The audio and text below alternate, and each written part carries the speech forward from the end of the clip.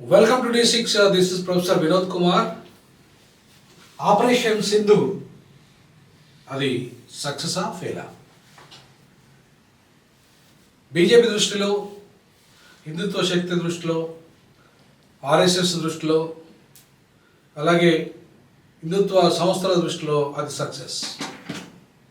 But Pakistan దృష్టిలో, లేదంటే సెక్యులర్వాద దృష్టిలో, ప్రతిపక్షాల దృష్టిలో అది ఫెయిల్యూర్. బట్ ఏది ఏమైనప్పటికీ యుద్ధం మధ్యలోనే సడన్గా ఆగిపోవడానికి కారణమైంది. నిన్న అనుకుంటా ఆయన ట్రంప్ చెప్పినట్టు వాణిజ్యం కోసమే, వ్యాపారం కోసమే యుద్ధం ఆగిపోయిందా?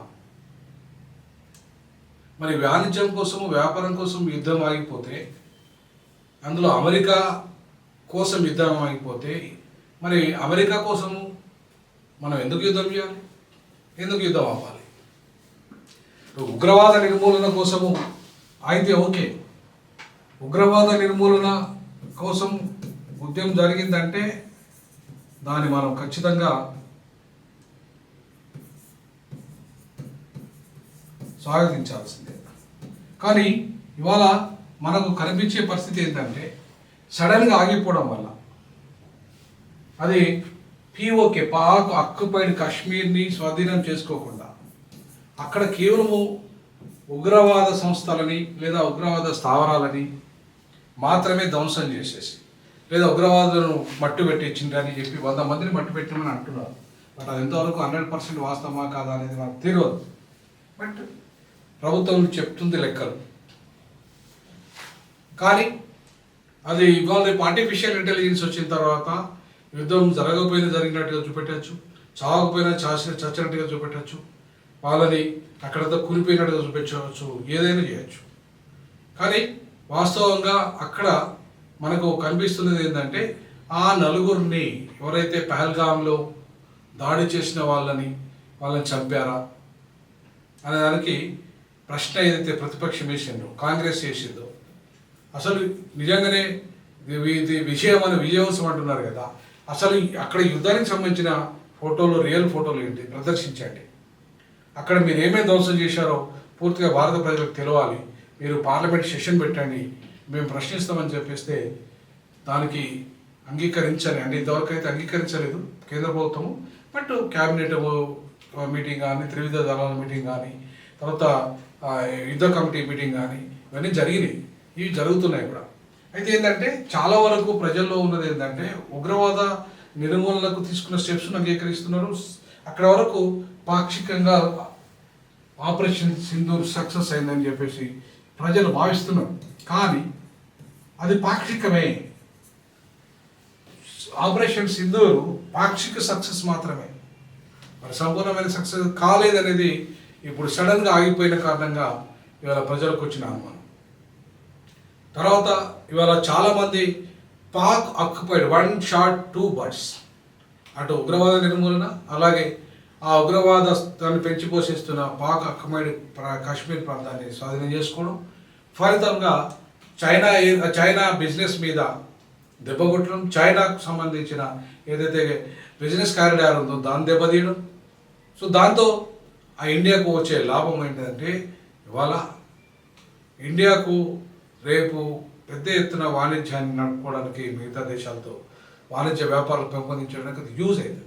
బట్ అది అమెరికా ఒత్తిడి వల్ల ఇవాళ ఆగింది అనేదాన్ని మనం గమనించవచ్చు. కారణం ఏంటిది అంటే ఇవాళ అమెరికా వ్యాపార ప్రయోజనాలు చైనాతో ముడిపడి ఉన్నాయి అనేది. సో చైనాతో ముడిపడి ఉన్న కారణంగా ఈరోజు చైనా మీద యుద్ధం కాకుండా పాకిస్తాన్ మీద యుద్ధం చేసి మనము ఇవాళ మధ్యలోనే ఆపడం వల్ల అది అనేక అనుమానాలకు తావించి దాన్ని కేవలం ఉగ్రవాద నిర్మూలనకు మాత్రమే మా టార్గెట్ ప్రజలు కాదన్నారు. సరే, మీ టార్గెట్ ప్రజలు కాదు, బట్ పాక్ ఆక్యుపైడ్ కాశ్మీర్ కాదా మీ టార్గెట్? మరి పాక్ ఆక్యుపైడ్ కాశ్మీర్ మీ టార్గెట్ అయినప్పుడు మీరెందుకు దాన్ని స్వాధీనం చేసుకోకుండానే మీరెందుకు వెనుకపోయారు? సో పాక్ ఆక్రమిత కాశ్మీర్ని మీరు స్వాధీనం చేసుకోకుండా ఉగ్రవాదులను మాత్రం మట్టు పెట్టినామని చెప్పేసి మీరు ఏదైతే విజయోత్సవాలు చేసుకుంటున్నారో అది ఎన్నికల ప్రయోజనాల కోసమే. రానున్న బీహార్ ఎన్నికలు కావచ్చు, యూపీ ఎన్నికలు కావచ్చు, ఇక్కడ తమిళనాడు ఎన్నికలు కావచ్చు, ఇట్లా దేశంలో కొన్ని ముఖ్యమైన ప్రాంతాలలో ఈశాన్య రాష్ట్రాలలో ఎన్నికలు కావచ్చు, ఎన్నికలు ఉన్నాయి కాబట్టి ఆ ఎన్నికల్లో ఈ యొక్క తిరంగా పేరు మీద ఇవాళ మనం విజయం సాధించడమని చెప్పేసి లోకల్ ప్రాంత సమస్యలు పక్కదారి పట్టించడానికి, ప్రశ్నించకుండా ఉండడానికి ఇవాళ మీరు ఇది ఒక ఎత్తుగడ వేశారు. ఆ ఎత్తుగడలో భాగమే ఆపరేషన్ సింధూర్. ఆపరేషన్ సింధూర్ అనేది రాజకీయ ప్రయోజనాల కోసమే. అది అమెరికా రాజకీయ ప్రయోజనాలైనా, అది భారత రాజకీయ ప్రయోజనాలైనా, అది పాకిస్తాన్ రాజకీయ ప్రయోజనాలైనా, అంతేగాని అది ఇవాళ నిజంగా ఆపరేషన్ సింధూర్ ఇవాళ నిజంగా ఉగ్రవాద పూర్తి నిర్మూలన కోసం కాకుండా, అటు పాకిస్తాన్ ఆక్యుపైడ్ కాశ్మీర్ను ఆక్రమించకుండా, అఖండ భారత నిర్మాణంలో భాగంగా జరగకుండా ఉన్నది అనే ఒక విమర్శ మాత్రం ప్రభుత్వం మీద ఉంది. బట్ ఏది ఏమైనప్పటికీ కూడా ఇవాళ పాక్షిక విజయంగా ఆపరేషన్ సింధూర్ని, అది బొట్టు, సింధూర్ అంటే ఆడవాళ్ళ బొట్టు, ఆ బొట్టును తుడిచిన వాళ్ళను తిరిగి మగవాళ్ళని చంపి అక్కడ ఆడవాళ్ళ బొట్టు తుడిచారు కాబట్టి తిరిగి ఇవాళ వాళ్ళని తిరిగి తేలేకపోయినా వాళ్ళ రక్తపు పుట్టు సాక్షిగా వాళ్ళని ఎవరినైతే హతం చేస్తామని చెప్పేసి అన్నారో ఆ విషయంలో కొంత సక్సెస్ అయ్యారు. కాబట్టి ఆపరేషన్ సింధూర్ పాక్షిక విజయం మాత్రమే. మీరు మీ కామెంట్ రూపంలో తెలియజేయండి. ఖచ్చితంగా ఈ ఛానల్ మనది, ప్రజల ఛానల్, ప్రజల కోసం ఉన్న ఛానల్. షేర్ చేయండి, లైక్ చేయండి, కామెంట్ చేయండి, ఆర్థికంగా సహకారాన్ని అందించండి. జై భీమ్, జై పూలే, జై బేరియా.